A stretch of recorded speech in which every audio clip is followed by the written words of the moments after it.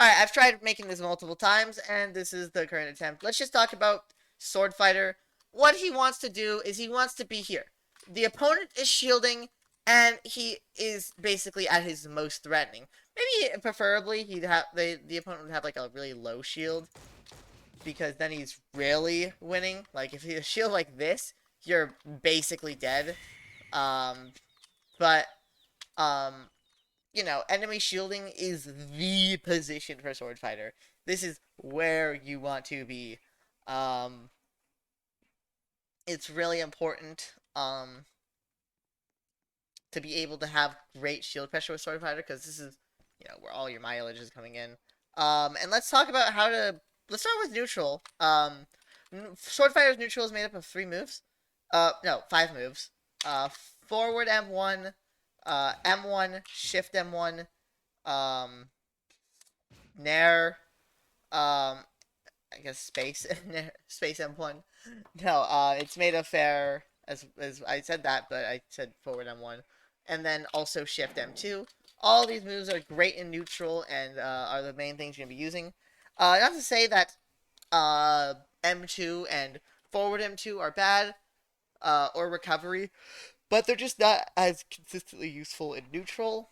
And I'll talk about them later. So first off, forward M1. I mean, it does 30% and is also a great approach. It's also a great defensive option. It does 30% and leads into M1.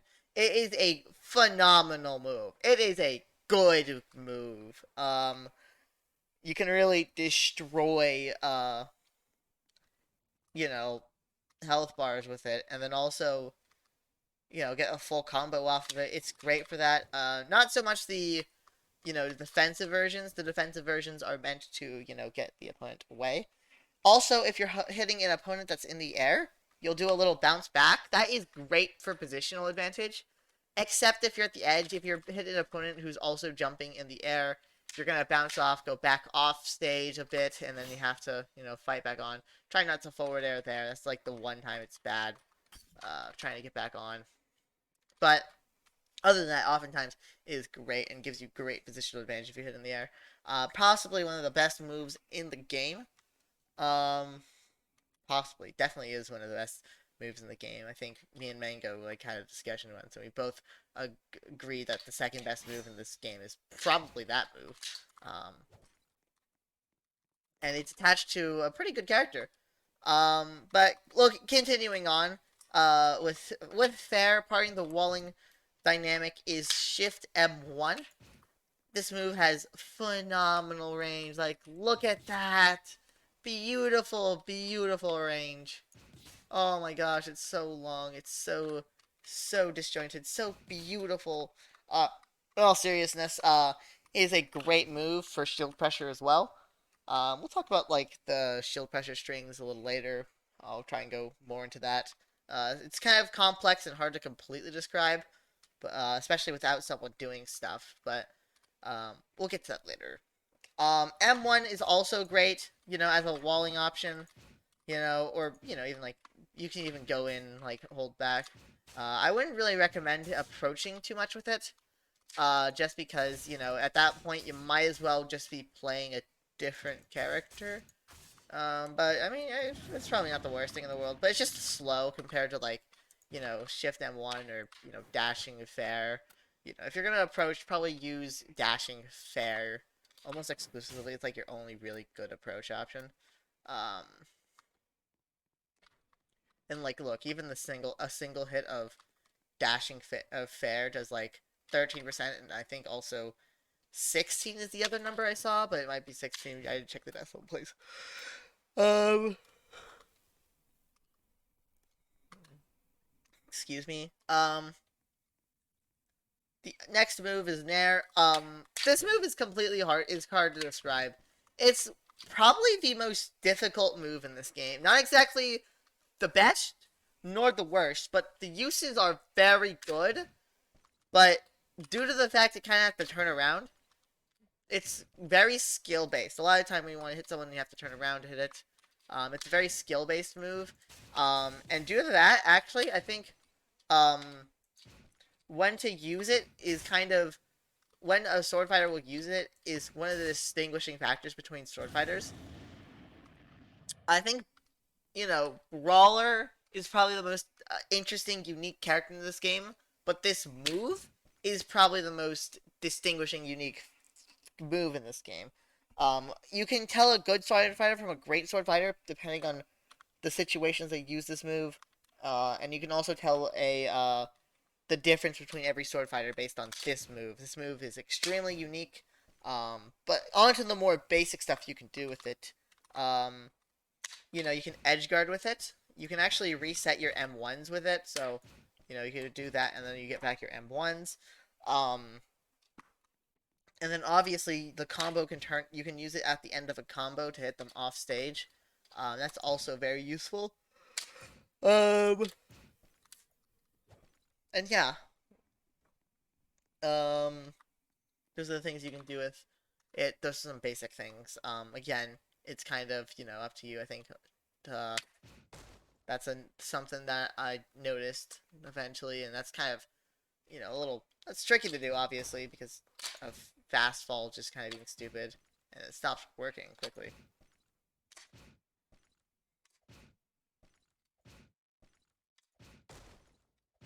But you can see there's like a lot of like uses for it. And then finally we have the most aggressive option that's also great for walling. That would be Shift M2. A lot of the times if you're in like a close range situation, like they're about to come in, or if they are in, you can do a jumping Shift M1 to like dodge their attacks. And then get a recovery off of it. And that's really good, obviously.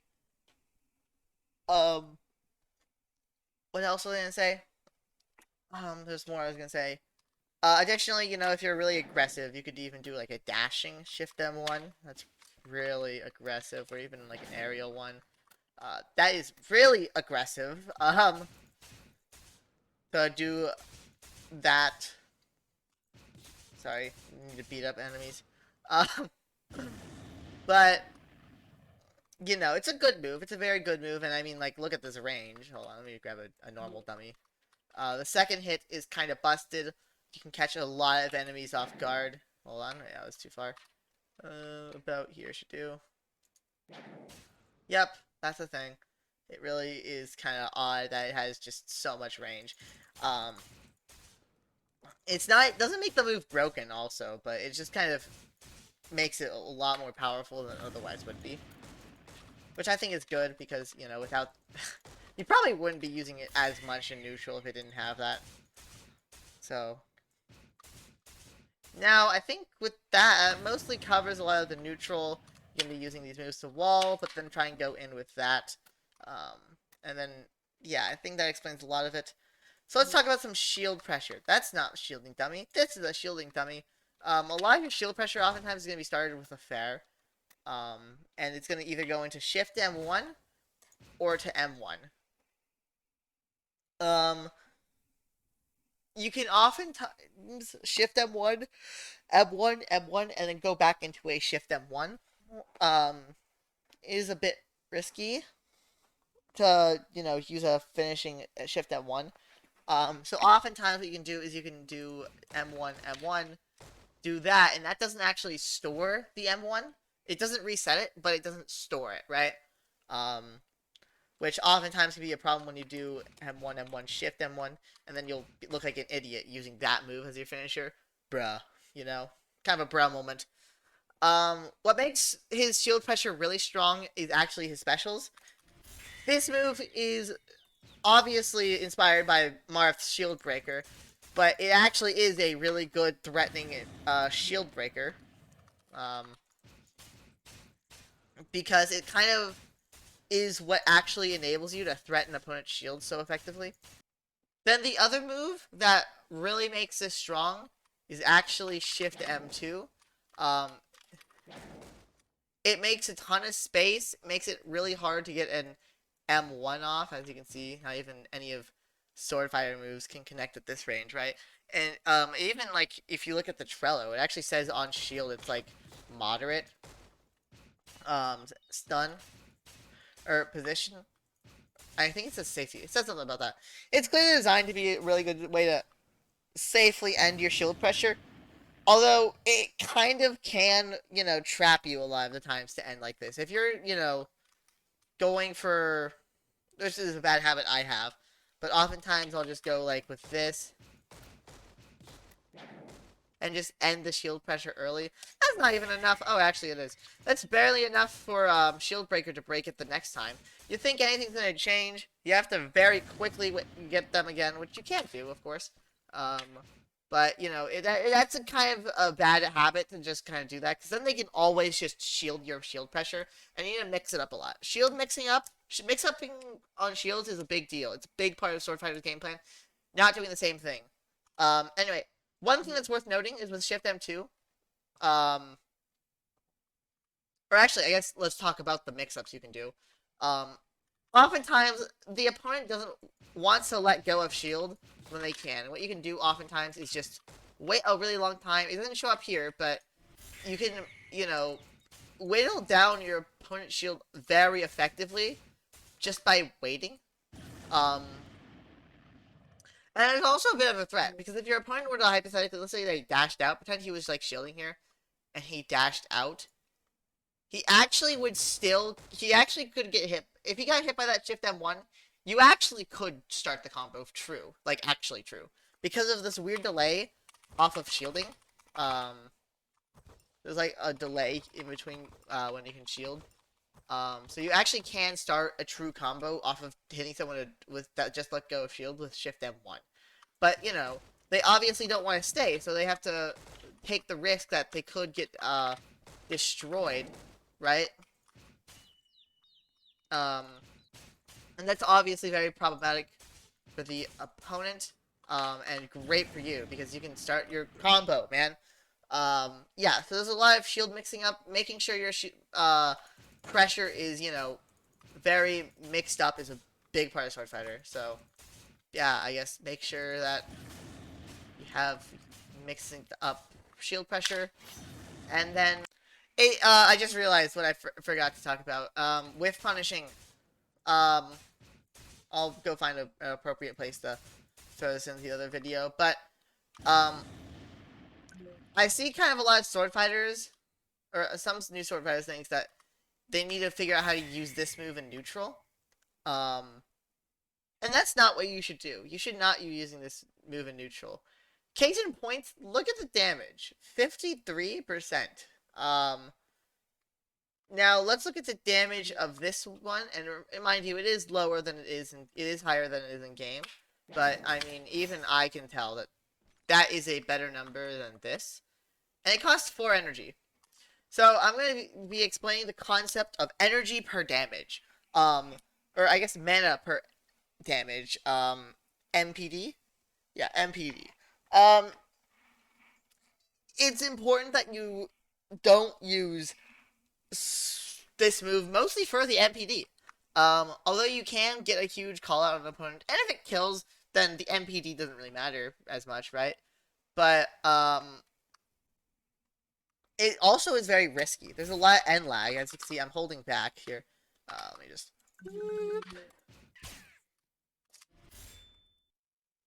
that was not it. Hold on, wait. Holding back, yep. As you can see, it takes a long time to be able to do anything. Very risky. It actually doesn't do as much knockback as you think, either. M1, or I guess Nair, is, oftentimes just does more knockback than it, honestly. Here, let me see if I were to do this versus this. As you can see, the higher knockback option actually was this, at a lower percent, mind you. So, it's not exactly the most useful thing for that. And then, what's it called? And then, the other idea I want to talk about was this. This actually does have an absurdly good use case. It's great for whiff punishing. Hold on, we're just gonna end you. Oftentimes, if an opponent does a really laggy option, you can combo into this, and that would become great. The other thing that's really good for whiff punishing is, get this, Shift F2. That is a great whiff punish option, or even just a punish option in general. Oftentimes, you would rather skip the whole laggy M1 thing to get, you know, like, although this here does more damage and doesn't true combo, right? Like, by a 20%-ish, I guess. Um, which obviously the numbers are a little off, but talked about that. Um, Even though, you know, it does a little more damage, like, it's just not consistent enough to where it's worth going for, really. So, I would just avoid it. Trying to, I would avoid going for M1s and stuff and just go straight for it. Of course, you still have the follow-up, you know, of this stuff, and you'll make up your damage like that. It's fine, ultimately. I think you should not try and go for a punish with M1s. Of course, sometimes you don't have the mana, and you just have to go for M1s. That's also fine. M1s are great with punish. Same with Shift M1. But if you could avoid it too. Also, you know, that move is great for whiff punishing, but it does. But it's more situational when you can be able to use this. Especially because of how difficult it is to short hop in this game. Like, man, oh my gosh. It is so difficult to short hop. That's mostly it for whiff punishing options. And the final thing to talk about, actually, would be M2.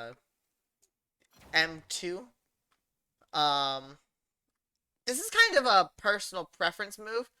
First, let's talk about how long it lasts. It lasts 1 mana bar. So it takes the time it takes for it to generate up 1 extra mana bar is the amount of time it takes for this move to be active. So if I just, as you can see, it's active, and deactivates shortly after hitting 6. So you can use that as about the time. But it's just long enough to where you actually can use Shift M or forward M2 if you're full. Okay, let's try and do that. As you can see, yep, it's about that long. The moves that get boosted, that's spawn a dummy, by it is the final hit of your jab combo, which allows for some quite insane damage. And then the other thing that gets boosted would be, what's it called? There's 2 more things that get boosted. Shift M1 also gets boosted, which is, you know, obviously really good. I mean, look at Shift M1. That getting boosted is crazy. And finally, I actually didn't know about this one until very recently. Uh-oh. Shift M2 gets boosted as well. Is it just the final hit of Shift M2? It probably is, but let's see. Oh, yeah, I forgot to... That's explain as well.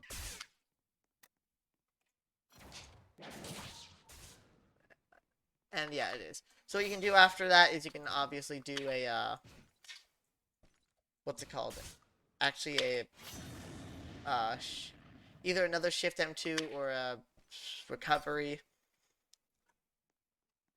I almost called it Skyscraper. That'd be a cool name for that attack, though. But, anyway. I think that's mostly it. I think... Oh, no. Actually, no. Let's talk about this move a bit more. I think this move is up to personal preference whether you use it or not. The only time you really should be using it is when you know you can hit it. Your opponent's in disadvantage and you think you can hit it, then you should go for it. You can get a huge reward off of it. a crazy huge reward as you've seen, but it's still really risky to land, right? Typically I would only recommend it near the edge of the stage, and your opponent is very clearly in disadvantage, or they're shielding, right? And they're just like a, and they're about to let go of shield, but not about to. Like if you shift them to, and by the time you're done, they let go of shield. That's a great position to be in. That is a phenomenal position.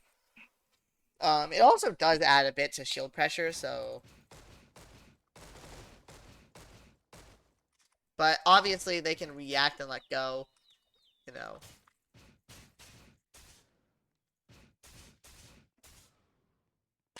I guess it's a little hard to describe when it's good, when it's not.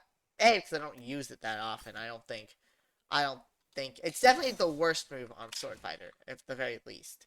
Um, it's not exactly a bad move, mind you. Certainly not. I don't really think any moves in this game are bad except for like, um, probably Retriever Shift M2. Um, and what's his neutral special? Oh yeah, that one is good. But like other than that, I don't think there's like really any bad moves in this game. Um, but certainly the worst one on Swordfighter is this. Mind you, it's still really good. Um, and I think that's mostly it. Um, yeah. I hope this guide helped, and maybe y'all make an update. Maybe I'll make one about counterplay versus Swordfighter. All right, have a good day. Bye.